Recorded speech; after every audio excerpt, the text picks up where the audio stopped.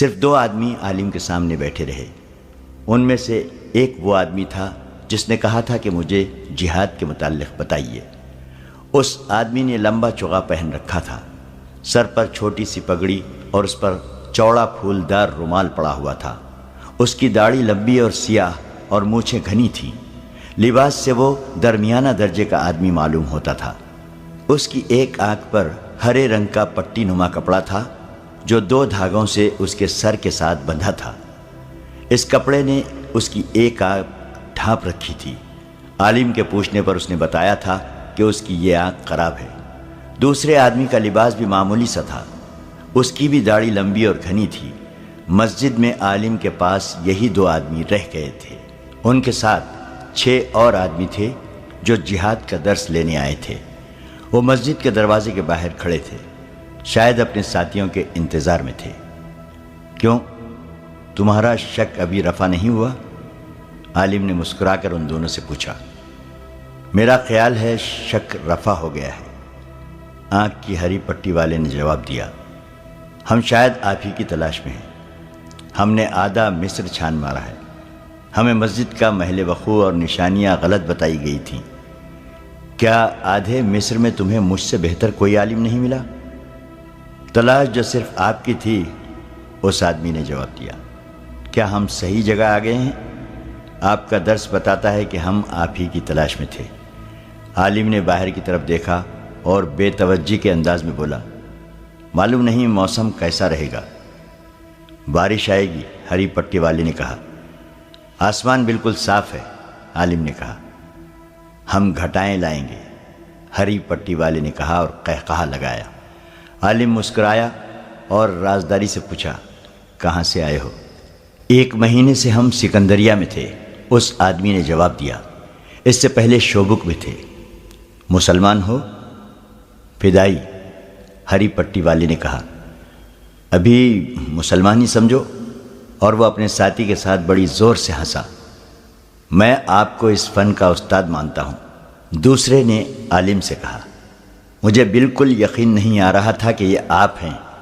آپ ناکام نہیں ہو سکتے، اور کامیابی آسان بھی نہیں، عالم نے کہا۔ صلاح الدین ایوبی کو شاید تم نہیں جانتے۔ بے شک میں نے ان تمام لوگوں کے دلوں میں جہاد اور جنس کے متعلق اسلامی نظریات کے خلاف شکوک پیدا کر دیے ہیں، لیکن صلاح الدین ایوبی نے جو مدرسے کھولے ہیں وہ شاید ہماری کوششوں کو آسانی سے کامیاب نہ ہونے دیں۔ اس نے پوچھا، تم نے مجھے یہ کیوں کہا تھا کہ میں جہاد پر دست دوں؟ شوبک میں ہمیں بتایا گیا تھا کہ آپ کی سب سے بڑی نشانی یہی ہے، ہری پٹی والے نے جواب دیا۔ یہ تمام الفاظ جو آپ نے درس میں بولے ہیں ہمیں وہاں بتائے گئے تھے۔ ہمیں یہ بھی بتایا گیا تھا کہ آپ جہاد کے بعد جنسی جذبے کا ذکر ضرور کریں گے۔ آپ نے اپنا سبق بڑی محنت سے یاد کیا ہے۔ میرا نام کیا ہے؟ عالم نے پوچھا۔ کیا آپ ہمارا امتحان لینا چاہتے ہیں؟ اس آدمی نے جواب دیا۔ کیا آپ کو ہم پہ شک ہے؟ ہمیں ایک دوسرے کے نام نہیں، صرف نشانیاں بتائی جاتی ہیں۔ تم کس کام سے آئے ہو؟ عالم نے پوچھا۔ فدائی کس کام سے آیا کرتے ہیں؟ ہری پٹی والے نے پوچھا۔ تمہیں میرے پاس کیوں بھیجا گیا ہے؟ عالم نے پوچھا۔ ایک اونٹنی کے لیے، اس آدمی نے جواب دیا۔ آپ کے پاس 2 ہیں۔ ہمیں آپ کے پاس نہ بھیجا جاتا مگر آپ کو اطلاع مل گئی ہوگی کہ صلاح الدین ایوبی کے ایک نائب سالار رجب سوڈانی کے ساتھ شوبک سے 3 اونٹنیاں روانہ کی گئی تھیں۔ ان میں سے ایک ہمارے مقصد کے لیے تھی، مگر معلوم نہیں کیا ہوا ہے کہ تینوں ماری گئی ہیں۔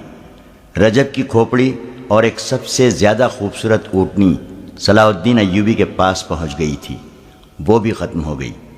ہاں، عالم نے آہ بھر کر کہا، ہمیں بہت بڑا نقصان ہوا۔ صلاح الدین کا ایک بڑا ہی کارآمد سالار جو ہمارے قبضے میں تھا جلاد کی نظر ہو گیا۔ اندر چلو، یہ جگہ محفوظ نہیں۔ وہ دونوں عالم کے ساتھ اٹھے اور باہر نکل گئے۔ باہر جو 6 آدمی کھڑے تھے وہ اندھیرے میں بکھر گئے۔ وہ اب عالم کے گھر میں داخل ہوئے۔ صاف ستھرا گھر تھا، کئی کمرے تھے۔ 2-3 کمروں میں سے گزر کر وہ ایسے کمرے میں چلے گئے جو زمین پر ہی تھا، لیکن زیر زمین معلوم ہوتا تھا۔ اس کے سامنے کوڑا کباڑ بکھرا ہوا تھا۔ دروازے کے باہر تالا لگا ہوا تھا، صاف پتہ چلتا تھا کہ یہ دروازہ برسوں سے نہیں کھولا گیا اور کھولا بھی نہیں جائے گا۔ ایک پہلو میں کھڑکی تھی، اسے ہاتھ لگایا تو کھل گئی۔ عالم اندر گیا، اس کے پیچھے یہ دونوں آدمی اندر چلے گئے۔ اندر سے کمرہ خوب سجا ہوا تھا، دیوار کے ساتھ سنہری سلیب لٹک رہی تھی۔ اس کے ایک طرف حضرت عیسیٰ کی دستی تصویر اور دوسری طرف مریم کی تصویر تھی۔ عالم نے کہا، یہ میرا گرجا ہے اور پناہ گاہ بھی۔ خطرے کی صورت میں آپ کے پاس کیا انتظام ہے؟ آنکھ کی ہری پٹی والے نے پوچھا اور مشورہ دیا، آپ کو سلیب اور یہ تصویریں اس طرح سامنے نہیں رکھنی چاہیے تھیں۔ یہاں تک کسی کے آنے کا خطرہ نہیں، عالم نے جواب دیا اور ہنس کر کہا، مسلمان بڑی سیدھی اور جذباتی قوم ہے۔ یہ قوم جذباتی الفاظ اور سنسنی خیز دلائل پر مرتی ہے۔ جنس انسان کی سب سے بڑی کمزوری ہے۔ میں ان لوگوں میں یہ کمزوری ابھار رہا ہوں، انہیں یہ سبق دے رہا ہوں کہ 4 شادیاں فرض ہیں۔ آہستہ آہستہ انہیں بدکاری کی طرف راغب کر رہا ہوں۔ مذہب کے نام پر تم مسلمان سے بدی بھی کرا سکتے ہو اور نیکی بھی۔ ہاتھ میں قرآن دیکھ کر بات کرو تو یہ لوگ احمقانہ باتوں کے بھی قائل ہو جاتے ہیں اور جھوٹ کو بھی سچ مان لیتے ہیں۔ میرا تجربہ کامیاب ہے۔ میں یہاں اپنے جیسا ایک گروہ پیدا کر لوں گا جو مسجد میں بیٹھ کر اور قرآن مجید ہاتھ میں لے کر ان لوگوں کے جذبہ جہاد کو اور کردار کو قتل کر دے گا۔ عورت کے متعلق میں ان لوگوں کے نظریات بدل رہا ہوں۔ صلاح الدین نے عورتوں کو بھی عسکری تربیت دینی شروع کر دی ہے۔ میں انہیں بتا رہا ہوں کہ عورت کو گھر میں قید رکھو۔ میں اس قوم کی نصف آبادی کو بیکار کر دوں گا۔ فوج کے خلاف نفرت پیدا کرنا ضروری ہے۔ ہری پٹی والے کے ساتھی نے کہا، صلاح الدین ایوبی نے یہی کمال کر دکھایا ہے کہ قوم اور فوج کو ایک کر دیا ہے۔ وہ اس وقت اعلان کر دے کہ یروشلم فتح کرنا ہے تو مصر کی ساری آبادی اس کے ساتھ چل پڑے گی، لیکن وہ ایسا کرے گا نہیں۔ عالم نے کہا، وہ دانشمند ہے، وہ جذباتی لوگوں کو پسند نہیں کرتا۔ وہ صرف ایک تربیت یافتہ سپاہی کو 100 غیر تربیت یافتہ جوشیلے آدمیوں پر ترجیح دیتا ہے۔ وہ کھوکھلے نعروں سے قوم کو بھڑکاتا نہیں، حقیقت کی بات کرتا ہے۔ یہ ہمارا کام ہے کہ اس کی قوم کو حقیقت اور تربیت سے دور رکھیں اور اسے جذباتی بنا دیں۔ اس قوم میں شعور کے بجائے جوش رہ جائے، وہ جوش جس میں حقیقت پسندی اور دانشمندی نہ ہو۔ دشمن کے پہلے تیر سے ہی ٹھنڈا پڑ جاتا ہے، خواہ تیر قریب سے گزر جائے۔ ہم ان میں صرف جوش رہنے دیں گے۔ تم نے سنا ہے کہ میں اپنے درس میں صلاح الدین ایوبی کی بہت تعریف کر رہا تھا۔ یہ باتیں تو ہم بعد میں کر لیں گے، اس آدمی نے کہا۔ دونوں اونٹنیاں دکھا دیں اور یہ بتائیں کہ ہمیں یہاں کس وقت اور کس طرح پناہ مل سکتی ہے، اور یہاں اپنا کوئی اور آدمی رہتا ہے یا نہیں؟ نہیں، عالم نے جواب دیا، یہاں اور کوئی نہیں رہتا۔ ان کے درمیان کوئی شک و شبہ نہیں رہا تھا، وہ خفیہ الفاظ میں ایک دوسرے کو پہچان چکے تھے۔ عالم کمرے سے نکل گیا، واپس آیا تو اس کے ساتھ 2 بڑی ہی خوبصورت اور جوان لڑکیاں تھیں، جن کے متعلق اس نے لوگوں کو بتایا تھا کہ وہ اس کی بیویاں ہیں۔ انہیں وہ سر سے پاؤں تک برقعے میں چھپا کر لایا تھا، مگر ان 2 آدمیوں کے سامنے وہ بے پردہ آئیں۔ عالم نے ان کا تعارف دونوں آدمیوں سے کرایا اور الماری میں سے شراب کی بوتل نکالی۔ ایک لڑکی گلاس لے آئی اور شراب گلاسوں میں ڈالی گئی۔ ان دونوں آدمیوں نے شراب کو ہاتھ نہ لگایا۔ پہلے کام کی باتیں کر لیں، ہری پٹی والے نے کہا۔ ہمیں 2 آدمیوں کو قتل کرنا ہے۔ دوسرے نے کہا، صلاح الدین ایوبی کو اور علی بن سفیان کو۔ ہماری مجبوری یہ ہے کہ ہم نے دونوں کو نہیں دیکھا، ہمیں دونوں آدمی دکھا دیں۔ کیا آپ نے انہیں دیکھا ہے؟ اتنا دیکھا ہے کہ دونوں کو اندھیرے میں بھی پہچان سکتا ہوں۔ عالم نے کہا، میں نے جو مہم شروع کر رکھی ہے اس کے لیے ضروری تھا کہ دونوں کو اچھی طرح پہچان لوں۔ علی بن سفیان اتنا ذہین اور گھاگ ہے کہ اپنے کسی جاسوس کو یہاں بھیجنے کے بجائے خود یہاں آ سکتا ہے۔ اگر وہ بھیس بدل کر میرے سامنے آئے تو بھی میں اسے پہچان لوں گا۔ اور صلاح الدین ایوبی کے متعلق کیا خیال ہے؟ ہری پٹی والے نے پوچھا۔ اسے بھی خوب پہچانتا ہوں، عالم نے جواب دیا۔ ہری پٹی والے نے اپنے دونوں ہاتھ اپنی کن پٹیوں پر رکھے، داڑھی کو پکڑا اور ہاتھوں کو نیچے کو جھٹکا دیا۔ اس کی لمبی داڑھی اور گھنی مونچھیں اس کے چہرے سے الگ ہو گئی۔ پیچھے چھوٹی سی داڑھی رہ گئی جو نہایت اچھی طرح تراشی ہوئی تھی، مونچھیں بھی تراشیدہ تھیں۔ لمبی داڑھی اور گھنی مونچھیں مصنوعی تھیں جو اب اس کے ہاتھ میں لے رکھی تھی۔ اس نے آنکھ سے ہری پٹی بھی نوچ کر پرے پھینک دی۔ عالم جہاں تھا وہیں بت بن گیا۔ اس کی آنکھیں ٹھہر گئیں، اس کا منہ کھل گیا۔ دونوں لڑکیاں حیران و ششدر کبھی اس آدمی کو دیکھتی جس نے اپنا ہر روپ اتار دیا تھا، کبھی عالم کو دیکھتی جس کا رنگ لاش کی طرح ہو گیا تھا۔ عالم کے منہ سے حیرت اور گھبراہٹ میں ڈوبی ہوئی سرگوشی نکلی۔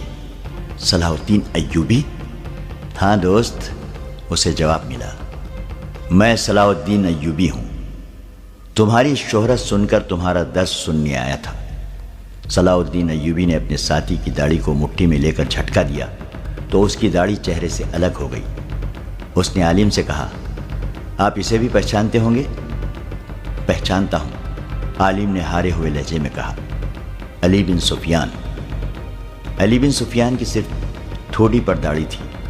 اچانک لڑکیاں اور عالم پیچھے کو دوڑے اور الماری میں سے چھرا نما تلواریں نکال لیں، مگر وہ ادھر کو گھومے تو ان کی تلواریں جھک گئیں، کیونکہ صلاح الدین ایوبی اور علی بن سفیان نے چوغوں کے اندر سے ہی اسی قسم کی تلواریں نکال لی تھیں۔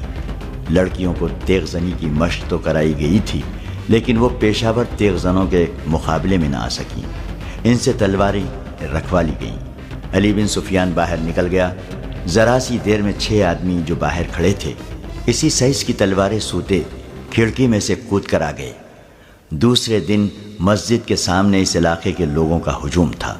وہاں چند ایک سرکاری اہلکار بھی تھے جو لوگوں کو باری باری عالم کے اس خفیہ کمرے میں لے جا رہے تھے جہاں صلیب، حضرت عیسیٰ اور مریم کی تصویریں آویزاں تھیں۔ لوگوں کو شراب کی بوتلیں بھی دکھائی گئی۔ اہلکار لوگوں کو عالم کی اصلیت بتا رہے تھے اور وہ جہاد کا جو نظریہ پیش کرتا رہتا تھا اس کی وضاحت کر رہے تھے۔